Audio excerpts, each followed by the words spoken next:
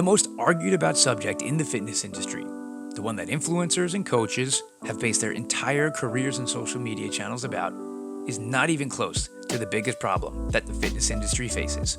Over 70% of the population is overweight or obese, and 40% of that is in the obese category.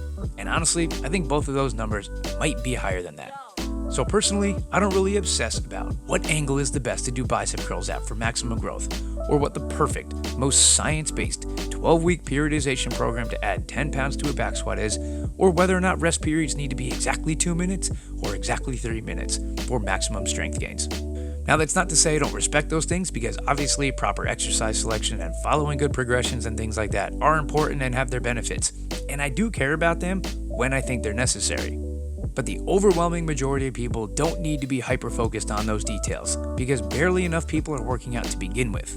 See, we don't have a people's workouts aren't optimal enough problem. We have an inactivity and people don't like to work out at all problem. Most people don't quit their program because it wasn't perfect. They quit because they're stressed, bored, tired, or feel like they're failing. And my job is to make sure none of those things happen.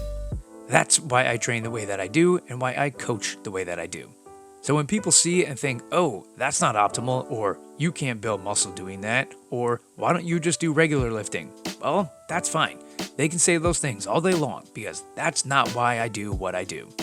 Now, real quick, to say that you can't build muscle doing this stuff is just 100% wrong. It might not be the most optimal way to do it, but you absolutely can and will build muscle doing it. And I'm not just saying that. The proof is in front of me every single day. I've got over 875 people on my program, Project Bellplex, right now from all over the world, all different walks of life. Young, old, moms, dads, busy people, everybody. And they're all seeing awesome results by doing this stuff. So if you want to join us, go ahead and click the link in the description below so you can get 75% off your first 4 weeks of training when you use code PROJECT75 at checkout. I'll see you there. Anyway, back to my point. I work out the way that I do, not to achieve some specific goal. I train this way because I like it. It keeps me moving, it keeps things interesting, and keeps me consistent. And the only reason I've been consistent over 19 years of working out is because I've always liked and enjoyed what I was doing. Whether it was CrossFit, running, Olympic weightlifting, jiu-jitsu, boxing, kettlebells, or whatever, I've always had fun while I was doing it. And when it wasn't that much fun for me anymore, I switched things up before it felt like a chore. Which is why now, as a coach and trainer, I put consistency over optimalness. See, my overarching goal isn't necessarily to take somebody from 12% body fat down to 10%, or increase their bench press from 275 to 285. It's to get the person who hasn't been able to stick with a routine for their entire life to try and find something they actually enjoy doing to move their body. Or get the new parent who was working out 5 times a week in a gym to find a way to work out at home efficiently and consistently with a kid around in a completely new schedule and lifestyle.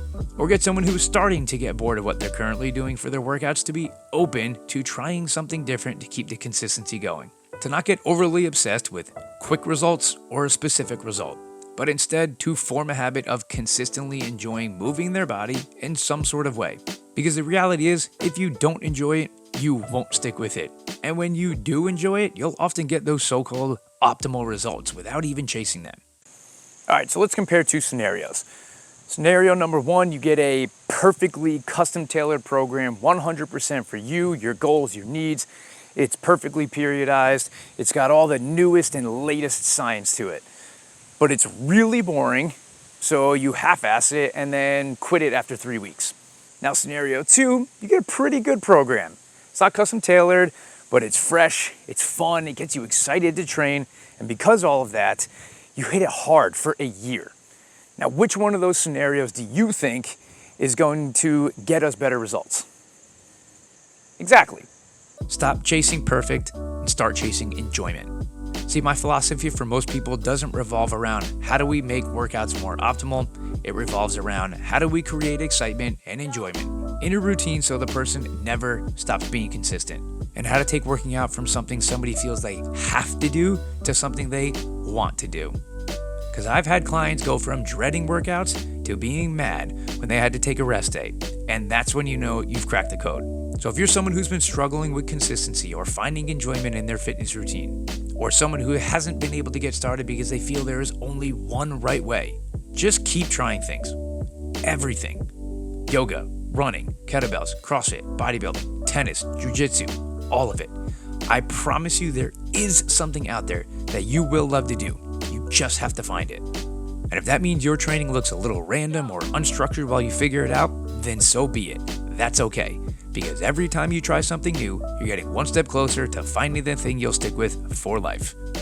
And in the long run, that's what matters most, because there's thousands of different routes to the same destination. Find yours. Remember, the man who loves walking will walk farther than the man who loves the destination. I'll see you next time.